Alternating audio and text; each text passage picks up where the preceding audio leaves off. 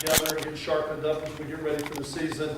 And the last main goal is the special teams. Special teams are an area where I feel like we can make huge strides and an awful lot of improvement from where we were a year ago, and I'm really excited about some of the depth that we have on this football team to really be able to help us from a special team standpoint as well. Injury-wise, everybody wants to talk injuries. From an injury standpoint, there's really only two to report. The first being Corey Grissom, who is progressing extremely well right now. He's doing a great job with his rehab, and everything is still a go as he is projected to be full go for the first game of the fall. So I would expect him to be ready to go first game. The other one is Anthony Hill, who obviously had an ACL, and he is progressing along well, doing great with his rehab, and there's a potential that with no hiccups, he might be able to be ready or be available by the middle of the season. But he is doing extremely well with his rehab. Both of them are doing extremely well. Everybody else that missed any time from the spring, Bivens, Dunkley, Legist, all those other guys, everybody else is fully go right now that is reporting to camp outside of those two. The biggest question marks we've got to fill as we go into this, from a defensive standpoint, the biggest question mark I have is who's going to be the second corner. We know Kayvon Webster is very proven on one side, will be one. On the other side, there's just a lot of question marks, but there's an awful lot of talent there to decide between. You've got a senior in George Baker who's played some football for us. You've got two junior college players in Hamilton and Brown, and you've got two freshmen, well, a freshman and a redshirt freshman in Kenneth Durden and Chris Bivens, that I think are all six very capable of playing the position. It's just a matter of how it's all going to play out. I also want to see where our depth of linebacker is going to be, kind of who's going to be in the mix. We have, I believe it's 5 redshirt freshmen when you look at Bullock, Hamilton, Caprice, Posniak. I'm missing one more, but I believe there's 5 redshirt freshman linebackers that we're waiting to see kind of who's going to step up out of that crowd. We're pretty set with our top 4 or 5 players being the guys that we've talked about in the spring. When you talk about Lattimore and Barrington and Linares and Mike June and Rashard Clyde, I think those guys are definitely in the mix. But my question is who's going to round that group out? Who's going to be those linebackers that are going to be a core on our special teams right now? And then at the defensive tackle, obviously with Corey Grissom being out, I'm really anxious to see who's going to step up and take that role. You've got guys like Luke Sager, who's played a lot of football. I'm anxious to see the development of Elkino Watson, a year older. Really looking for Todd Chandler to see how he's progressed, what he's ready to do. You've got Demi Thompson. I've called him Demi Moore too many times. We have Demi Thompson, who, again, is one of those guys in there, along with a young Hamilton, a young Clayvon Nelson. I want to see how the bottom of that depth chart is going to round out for us, but that's really defensively some of the question marks that we have. Going into it, I probably feel much better I don't have as many questions on offense, although there's still some things to get done. We've got to continue to develop our depth on the offensive line, although this will be the deepest offensive line we've had since I've been here, where I think the twos really are going to be really good players here one day. They're just young. When I look at guys like Darrell Williams and Thor Joswiak and Max Lang and Brynjar Gunmanson, I think they're really talented young players, and I think we have the best depth we've had there, where we're going to have the ability to roll a little bit more on our offensive line, where if you looked at us last year, our starting 5 offensive linemen played about 860 plays. They had a bunch of plays underneath them, and we did not have a lot of depth or roll a lot of players, where I think with our offensive line this year, we'll have the ability to do that. At tight end, obviously with 3 seniors in Shields, Landy, and Hawkins, I feel really good about the position with where it is right now, but I think the way McFarland has been coming along, and I'm really anxious to see the freshman Sean Price in that situation. Really anxious to see what he can do there. At the running back position, there's 5 guys there. When you look at Murray and Lindsey Lamar, 2 seniors, along with a very talented young Marcus Shaw, and then put along with that a transfer and Michael Pierre, along with Bradley Battles and Willie Davis. I think you're looking at a good number of running backs right there. I'm kind of waiting to see how that's all going to play out. Wide receivers, I think there's 9 guys there, and to be honest with you, I think a lot of them could start. You start to look at, obviously, with Sterling Griffin coming back and him being healthy, and Andre Davis with the year that he had, and Terrence Mitchell and Chris Dunkley, the talent that those two individuals have, along with Victor Mark. Hopkins is really coming along, Deontay Welch, and I think DeVario Montgomery, the freshman wide receiver, I'm really excited to see what he can do. But I think there's probably more talent than we've had there. We just really, it's still very young. I think the only senior in the group is Victor Mark. So there's a lot of guys that are unproven right now at that position, and just seeing how they fall out and what kind of summer that they had. But probably the biggest question mark on the offensive side of the ball is who's going to be the number 2 quarterback. That's going to be the biggest battle going in on offense. You've got two guys in Matt Floyd and Bobby Eveld. Both had good springs, but I don't think either one had the type of spring that's ready to take over that position. And so right now, that competition will continue to go as we go into fall camp, but I think both are very capable of it. And so those are some of the question marks we have to answer from the special team standpoint. There's a great competition going on with the punters, with Matthias Chabadi, who had won the job coming out of spring, and Justin Brockhouse-Kahn, with guys like guys like that. And then you've got Maikon Bonani, who's a very proven player, along with Marvin Kloss. So I think there's still a lot of things that we've got to get done, a lot of kind of housekeeping type of deals where we just got to tighten some things up as we get ready for the season. There are 2 waivers that are out on the table right now that we just are still, at this point, are not completed. We still don't have an answer on them. One obviously is Aaron Lynch, which a lot of people have been very well documented with that. And the other one is Johnny Sitton. Johnny Sitton, who obviously is going through a very difficult time. I know it's been very documented. I mean, with what he's going through from a family standpoint, our heart is definitely with him. But with him being a transfer student, even though he was here, transferred down, and now is transferring back, right now he would fall under the transfer regulations where he would have to sit this year to be eligible to play. And so we were trying to put together a waiver for that standpoint as well. So those are the 2, but both of them are not completed. As soon as I know a little bit more, I'll be more than happy to share that, pass that along with everybody. But right now, just really excited to go to camp, excited to be around these players, excited to get back out on the grass and put the ball on the tee and start coaching ball again, rather than just hearing that these guys are doing a great job through the course of the summer. So really excited. It'll be a challenging year for us, especially coming from where we did. I know where we were at the end of last year. I know an awful lot of these players are very motivated jumping into this thing, ready to get going, and I would say the coaching staff is as well. I was ready to start this season on December 8th of last year. I was ready to go again. So I've been waiting for a long time for this day. Excited to get started. What questions can I answer for anybody? Or did I cover them all right there? I'm getting better and better at making sure I'm covering all the topics and covering the questions before they hit me. Anybody have any questions? How about improvement on special teams? What type of things can you do, specifically if you're on maybe throughout the preseason, to make sure you get that improvement? Well, I think we could definitely do a better job kicking the ball. I think, especially from a punting standpoint, when your goal's 38 yards for a net punt, which would put you as a top 20 team, and you average 34 yards a punt, it's hard to make your net. I thought we did a really good job. We didn't give up any return yards, but we have to do a better job punting the ball. And I think that's one of the things that Matthias Chabadi and that competition has really brought to the table, where either punter were to go out and then start to put up the type of numbers we did last year, they'll be replaced. I mean, and right now I think there's a very healthy competition going on, and I think it's making both punters better. That's a start.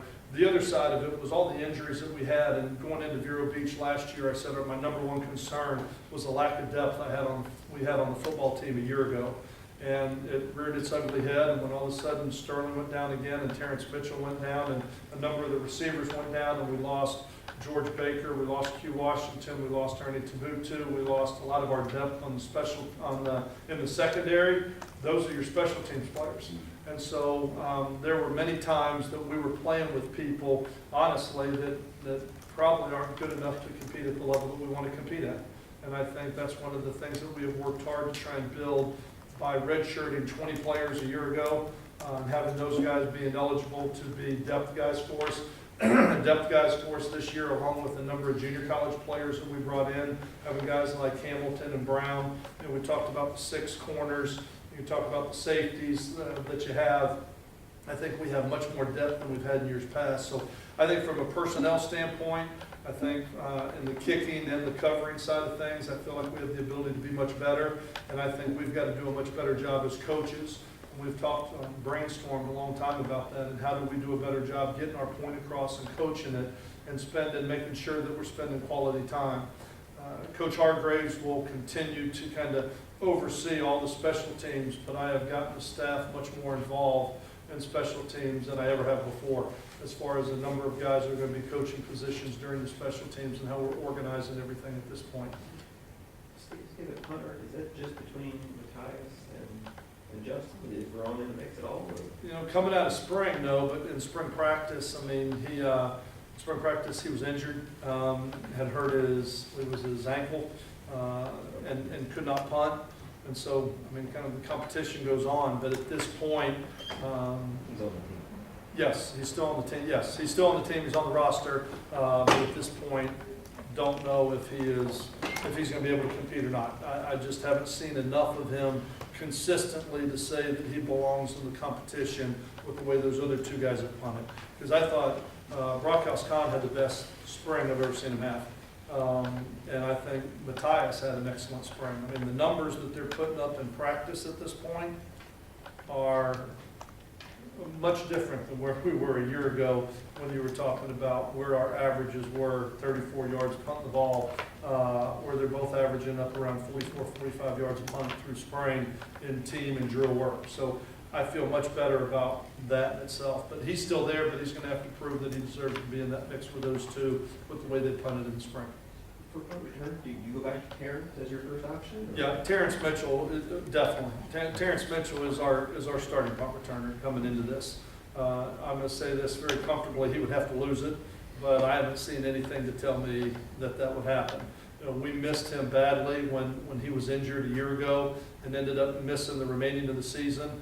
As a matter of fact, we put a couple on the ground during the course of the year without him back there, but he's catching the ball much smoother than he has in the past.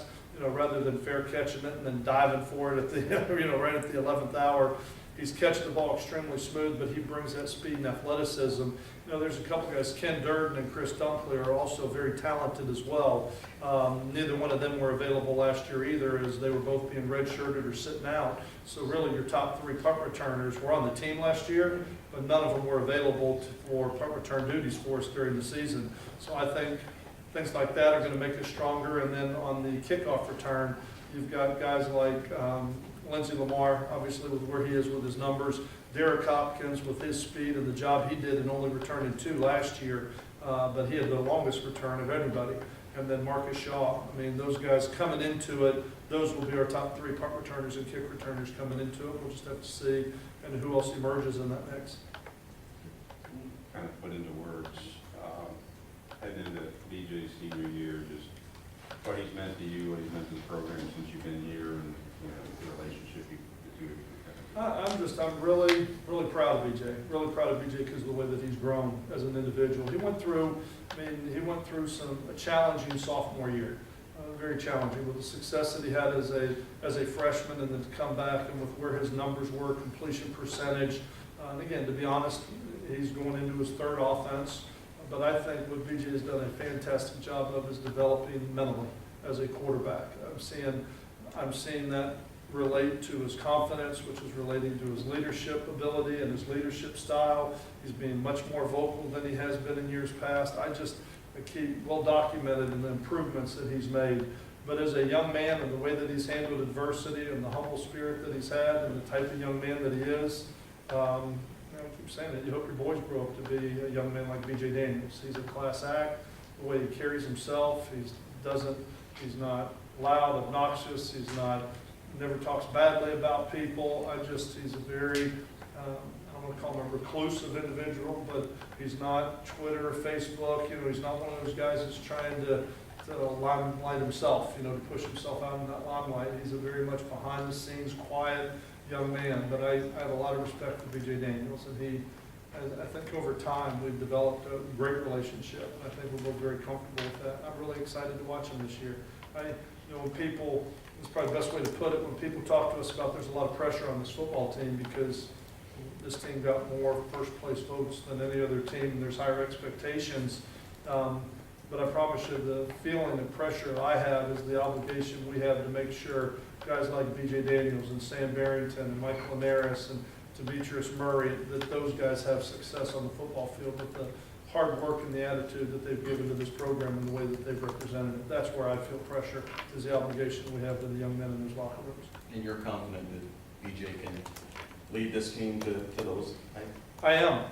I'm very confident. Again, I've said this before, I mean, as close as we were a year ago, you know, I mean, and you can change a lot of things on this team to say that we were there. When you look at the improvements we made offensively last year, statistically, you know, when you look at the numbers, we made huge strides. And I think a lot of that is a tribute to BJ and the way that he played. And I'm very confident that if we can get some things around him, then yes, I'm very comfortable that he can have success.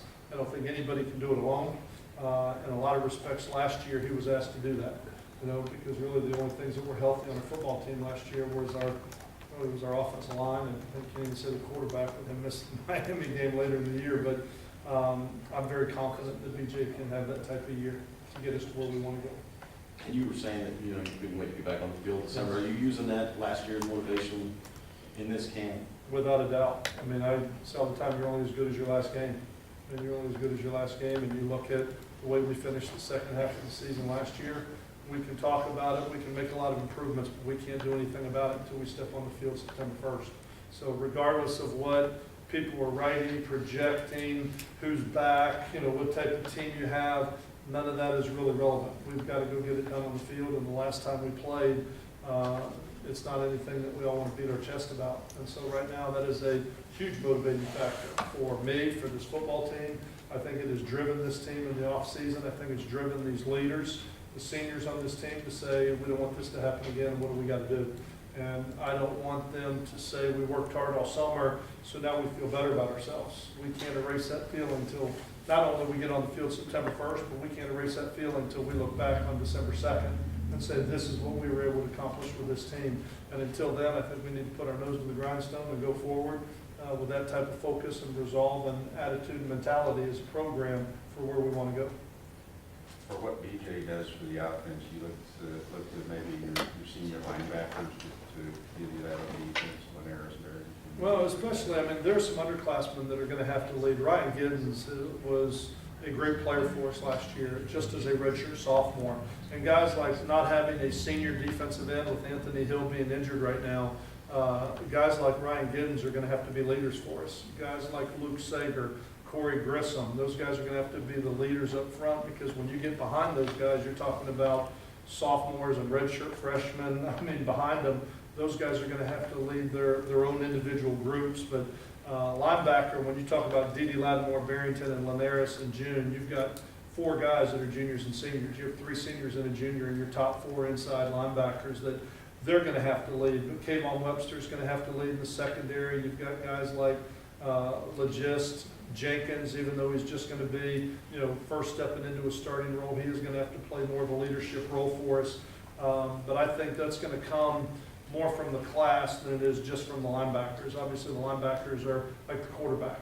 You know, they're involved in the run, involved in the pass. They're the vocal ones that speak up on defense. And Sam Barrington, Michael Linares, Dede Lattimore, I think all those guys have great respect for this. This football team has great respect for them, and I think they will follow them. Last year when you opened camp, you talked about how having Notre Dame on the horizon was Yes. a good motivating factor at Yes. camp. Do you worry about having to create something to get the guys excited without Notre Dame on the horizon? Not with what we went through last year, I don't. I mean, with what we went through last year, I don't think we need a big game to motivate us. I think right now the challenge is within us, not against our opponent, but we've got to play against us. We've got to play to become a better football team, not just play to our opponent. So with the year that we had, I'm not worried that, we've got a challenging September, and very challenging. You talk about having to go to Nevada, you look at what kind of football team they have and the way that they play, and then coming home on a short week and playing Rutgers, who's going to be one of the better teams in this league with what they return, and then having to play Florida State at the end of the, we got some challenges in September. We have challenges, but right now I am not worried about needing Florida State to be our opener to challenge our football team in camp. Not at all. I think this team is like I said, I think they're very driven right now with what we have in front of us. Speaking of Nevada, I mean, Yes. kind of, they have a little bit of a hard sell with the kids. I mean, people really don't know about them, but they are a pretty good football team. They're a very good football team, and playing them out there where you have to, you're traveling 3,000 miles, you're talking about getting on a plane for 10 hours, 5 hours there and 5 hours back to play that football game. It will be challenging, it'll be taxing, playing them on the road, playing them out there, and you look at what they've done, not just their win-loss record, but you look at the scores, they're probably real similar to us. I mean, you look at it, they lose to Texas Tech by a point. I think they lost to, in their losses, they had a number of close losses in that season, or they're sitting there looking at an 11-1 and 10-2 type of season.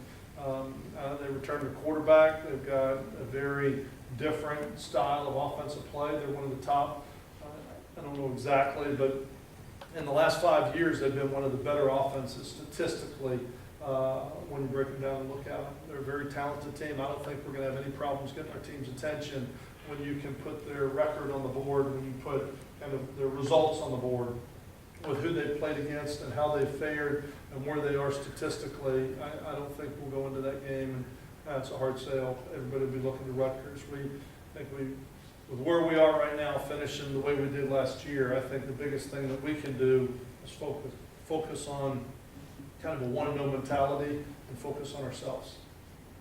Skip, with the opponents you'll face, with the offenses you'll face and the personnel, I would think you guys will be in a lot of nickel this season. Does that sound right?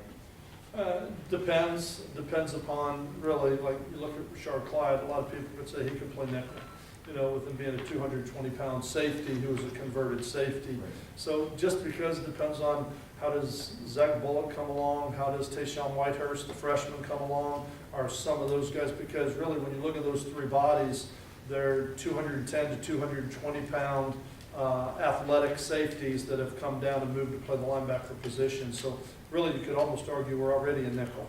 When you look at some of them, when you look at some of the Sam linebackers that we have. So you've got to look at two things: A, where's our depth at the Sam linebacker with where we are there, and where's our depth at safety? When you talk about Mark Joyce and Legist and Jenkins and Ernie Tubutu, Trayvon Griffin is a guy that I'm really excited about getting out here after the spring that he had. That could give you 5 safeties right there, and you've got evaluated as your third safety better than your first Sam. And if it is, then you play more nickel. If it's not, then you can stay in defense. But those are some of the questions that we're still going to have to answer. When I talked about, I'm anxious to see who's going to be in the mix with our defensive depth, and those are some of the questions we're going to have to answer. Losing the kids that aren't coming back, the scholarship kids aren't coming in. Are there walk-ons you'll be elevating in scholarship roles this fall? Yeah, possibly. Possibly. Yeah, At this possibly. point, no, yeah. Yeah, no, I'm not moving. I have made the promise to Ernie Tubutu that I would be putting him on scholarship. I think I made that statement one at a time. I'll be putting him on, and then with some of these others not coming in, we're just going to have to evaluate where we are and who's really stepping up and who's going to help this football team this season. With the 6 players, not on the team, or is anybody else switching positions or anything that you didn't mention? Not at this point. No, not at this point. I don't think I'm leaving anybody out when I say that, but no, we pretty much are where we were when we came out of spring practice. I mean, any moves that we were going to make, we would have made them then. So right now, everybody's pretty much status quo. I mean, Clavon Nelson, I think, already, he moved from end to tackle a year ago, during the spring, but I think some of those moves were made then, but none during the off season. And none of those 6 would have been on your 2D coming next spring, right? No, I don't think so. no, there was not one in the 2D, which is, this in no way, shape, or form negative, but that's why I worry about the ones we have, not the ones that leave, with where we are right now. Skip, he's not on the roster, but just to be clear, Jordan Duvall won't be with the program this fall. He's in that same role right now. He's suspended, pending. I'm trying to still find out everything that's going on, but at this point, he will not be reporting. He is not on the football team at this point. He is suspended. Do you have orders when there's 7 walk-ons? Quarterback? No, No. no. He will be with us when school starts. He will be with us when school starts. But being here as a baseball player. And that's really probably his primary focus as a freshman, especially with BJ being a senior, and so he'll spend most of his time with baseball, but he will, when school starts, he will have the opportunity to come out and get a chance to work with him a little bit. Okay? I got, Yes? I got one question, maybe it's not necessarily related to your team, but more Buck's question. Okay. Greg Schiano, Yes. he coached against Greg, Uh-huh. Greg. What are some of the characteristics of what he brings, you think, to the Bucks? Discipline, hard work. I think he's thorough. I think he's organized. I think he'll do a great job. I don't care if he coached for the Bucks or Rutgers or a high school team. I think he's very passionate. He's very emotional. He's very knowledgeable. I think he does a great job as a football coach. I know standing on the other sideline across from him, I think he does a super job. I think he's a great hire for the Bucks. I'm glad he's in Tampa Bay, and I'm as excited as anybody else to watch him because I do feel like he'll have success here with this program. What are the characteristics of this team? What's a Greg Schiano team? Aggressive, very aggressive, especially on the defensive standpoint. Very, very aggressive, especially when he was at Rutgers. A lot of man coverage. Did a lot of different things, threw a lot of things at you. They were not very vanilla. They didn't sit still. But as I said, they're tough, they're hard-nosed, they're well-coached, they're thorough, they're disciplined. They don't beat themselves. But I think defensively is probably the trademark. When you were talking about a Greg Schiano coach team, they're going to give you a lot of different looks. They're going to come at you from a lot of different ways, and they're going to make you block their scheme. They're not going to sit status quo and you don't know where they are. That's how it's been the last couple of years at Rutgers, and their defense has been one of the better defenses in our league. Thank y'all very much. 2012 is here. Appreciate y'all being here. Thank you.